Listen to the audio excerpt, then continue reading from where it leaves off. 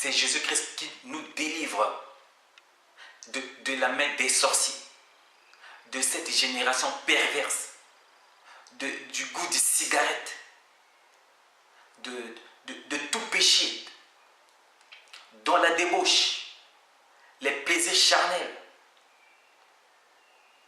le péché qui nous a liés, la prison que Satan nous a jetée.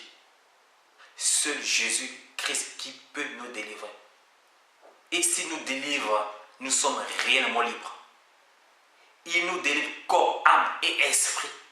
Parce qu'il est le Tout-Puissant. Satan est fort, mais Dieu est le Tout-Puissant. Satan est rusé. Dieu est intelligent et sage. Dieu est intelligent et sage. Donc, les gens ont installé un système pour vouloir sauver. D'autres disent qu'il faut donner un dixième pour être sauvé, pour que Dieu puisse te protéger, pour que Dieu puisse menacer tes adversaires. Ça c'est ce que les gens ont installé. Mais j'aime, Jean-Baptiste a dit, voici l'agneau de Dieu. C'est lui qui ôte le péché du monde. C'est-à-dire, il est en train de montrer le chemin. Il est en train de montrer les hommes. Jean-Baptiste n'a pas voulu tirer les hommes vers lui. Mais au contraire, il montrait aux hommes, Jésus dit, voici. Lorsqu'il disait voici, Jésus-Christ passait. Vous voyez, que les hommes de Dieu puissent montrer Jésus aux frères et aux sœurs qu'ils attendent la délivrance de leur âme. Que d'écrire leur nom en gros caractères, que de mettre leur portrait dans les églises en gros caractères. Ton nom ou ton portrait, ta photo dans l'église, est-ce que cela sauvera des vies qui sont dans la prison? Non. Même si le nom de Jésus-Christ est écrit en petit caractère et que ton nom est écrit en gros caractère, même si dans vos églises, vous avez vos photos avec des costumes, est-ce que cela produira la délivrance des âmes? Non. Les âmes seront sauvées si on leur présente Jésus, si on leur présente l'évangile, si on leur présente des vérités. Parce que seul des vérités qui peuvent sauver.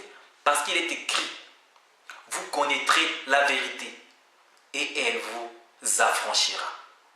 Aussi longtemps qu'on ne prêche pas la vérité, les gens seront toujours captifs.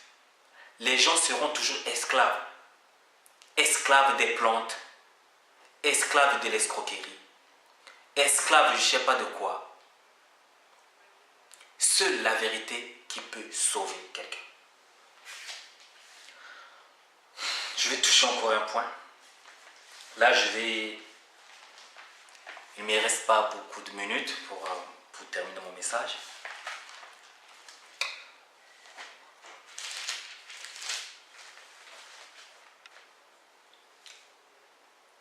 Je suis maintenant dans le livre d'Ésaïe, chapitre 35, à partir du verset 4. C'est une prophétie du prophète Ésaïe. Ésaïe dit, dites à ceux qui ont le cœur troublé. Ésaïe 35 à partir du verset 4.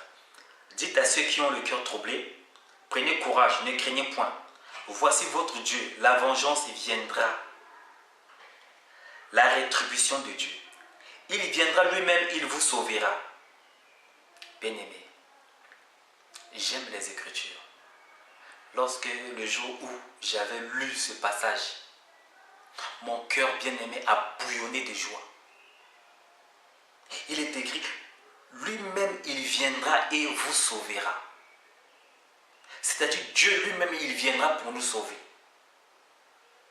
Par là j'ai compris dans ce passage d'Ésaïe chapitre 35, c'est-à-dire les épîtres l'épître d'Hébreux, on a dit, Dieu après avoir autrefois parlé à nos pères par des prophètes, Dieu dans ces derniers temps nous parle par le Fils.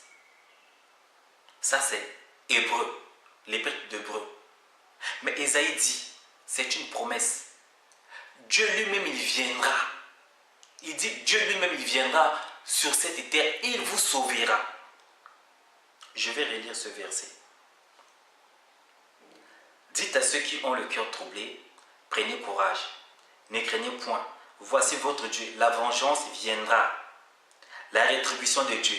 Il viendra lui-même et vous sauvera. Là, je suis dans le verset 4. Donc, c'est une promesse, c'est une prophétie que Dieu lui-même viendra où sur cette terre. Dieu n'enverra pas un ange, Dieu n'enverra pas un prophète. Cette fois-ci, lui-même, il viendra. Pourquoi? Pour nous sauver. Donc, pour le salut, c'est Dieu lui-même qui doit descendre. Parce qu'il est ici les questions des esclaves, des captifs. Nous qui sommes liés dans le péché, dans le tombeau, dans l'ignorance. Qui peut?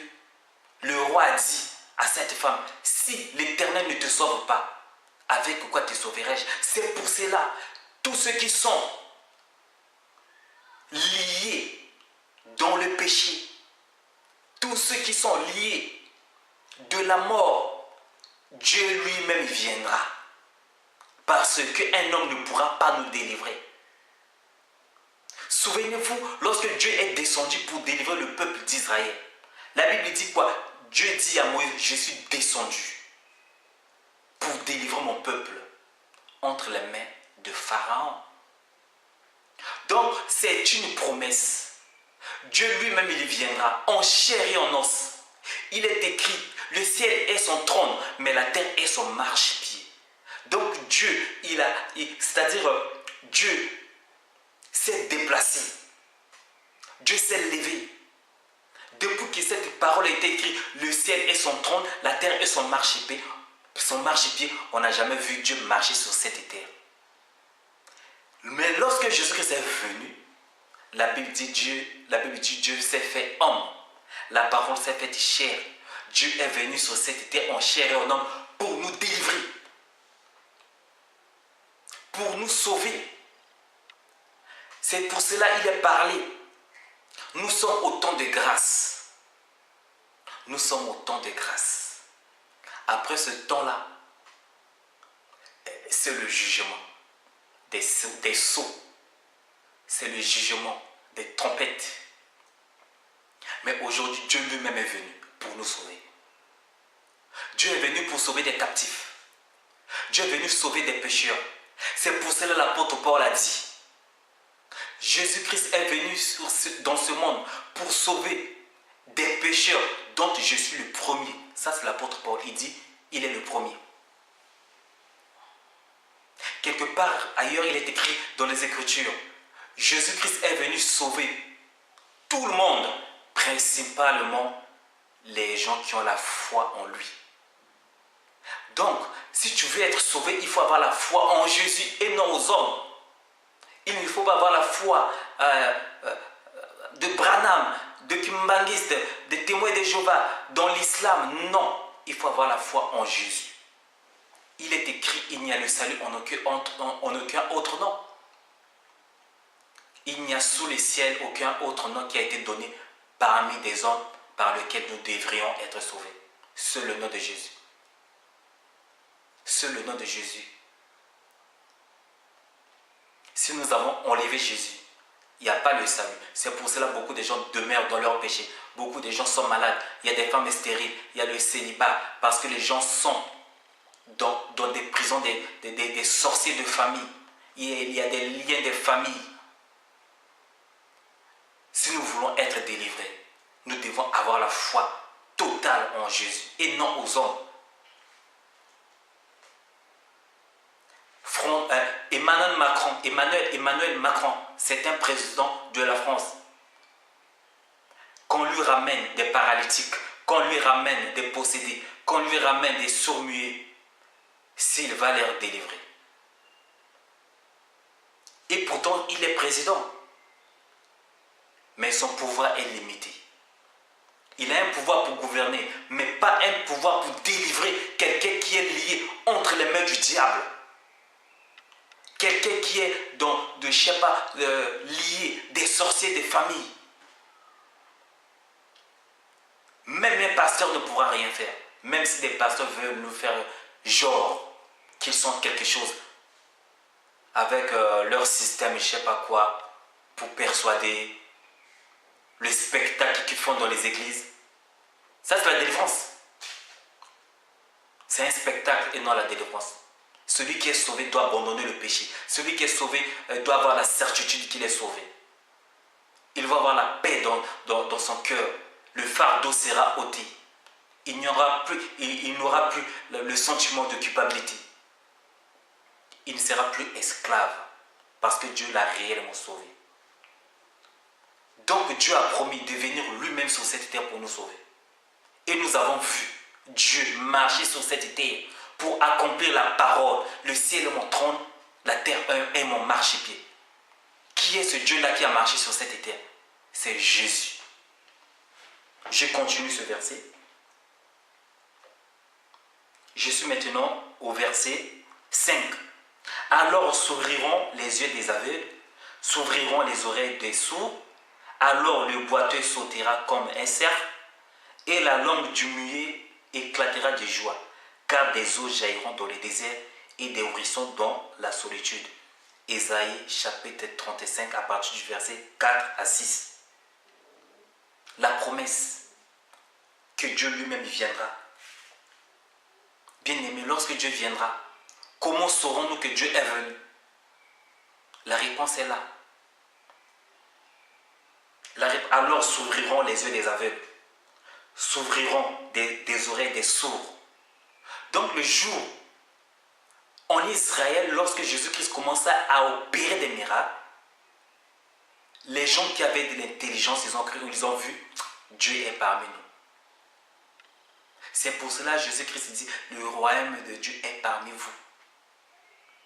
Lorsqu'un aveugle de naissance commence à voir, lorsqu'un sourd commence à entendre, lorsqu'un muet commence à parler, lorsque les paralytiques commencent à marcher, lorsque les lépreux ont été purifiés, lorsque le péché a été ôté, comprenez, Dieu est là pour nous sauver.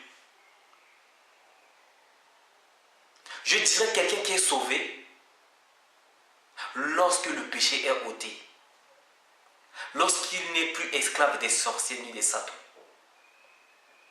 lorsqu'il était aveugle et il voit.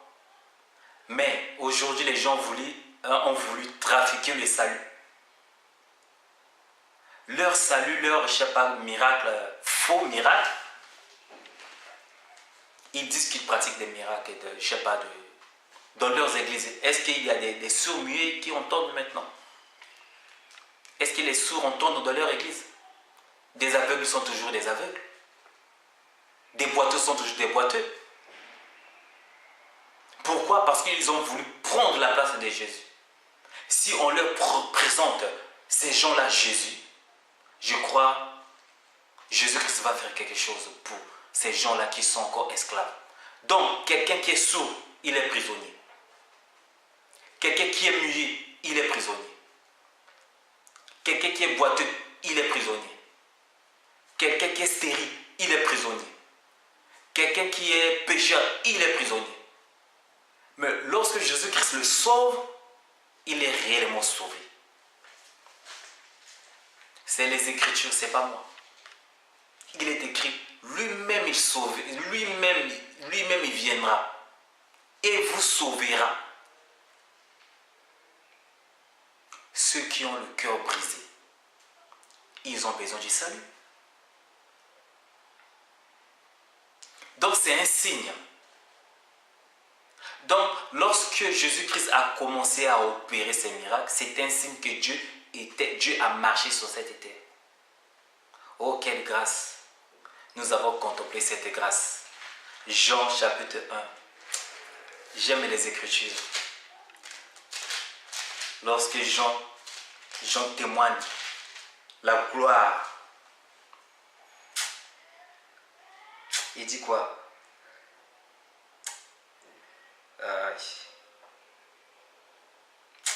Je prends